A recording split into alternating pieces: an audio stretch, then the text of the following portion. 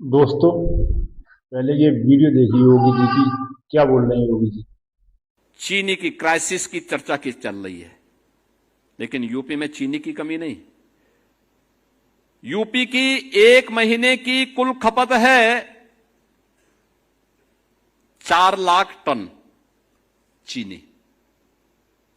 कुल 4 लाख टन एक महीने की खपत है। हमारे पास मौजूद है 28 लाख टन।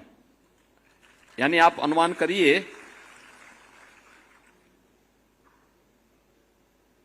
7 महीने की चीनी हमारे पास मौजूद है।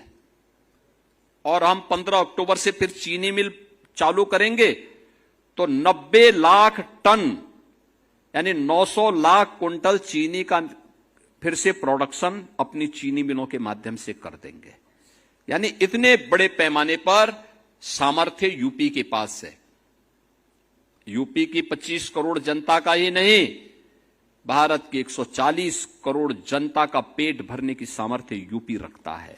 और उसके लिए तकनीकी सहायक में आपकी एक बड़ी भूमिका हो सकती है। कृषि विज्ञान केंद्र के माध्यम से बहुत अच्छे कार्य वर्तमान में कृषि विज्ञान केंद्र चलने शुरू हुए हैं, कृषि विश्वविद्यालय चल रहे हैं। और इस समय प्रधानमंत्री जी की प्रेरणा से कृषि वैज्ञानिक और तकनीकी सहायक अब खेत की बात यानी खेती की बात खेत में करने लग गए हैं।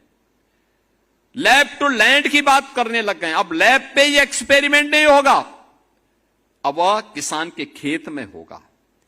हमें खेती की बात करनी है तो किसान के खेत में करेंगे, कार्यालयों में नहीं, सेमिनार के हॉल में नहीं, उस खेत में ये बात होगी।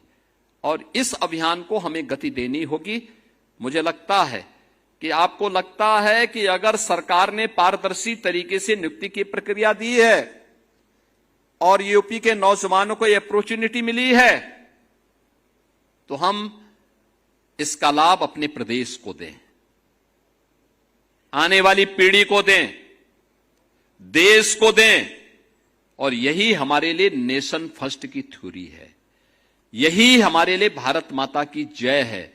जब हम अपने कर्तव्य का अपने क्षेत्र में ईमानदारी पूर्वक निर्वहन करते हैं तो, और उस निर्वहन के लिए मैं आप सबका आह्वान करूंगा। अगर यूपी में इतनी चीनी पर्याप्त है तो चीनी महंगी क्यों है?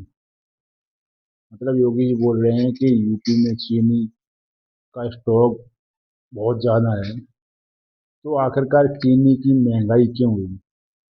या फिर बीजेपी सरकार 2027 के चुनाव की तैयारी कर रही है इसी से पैसे कमा के?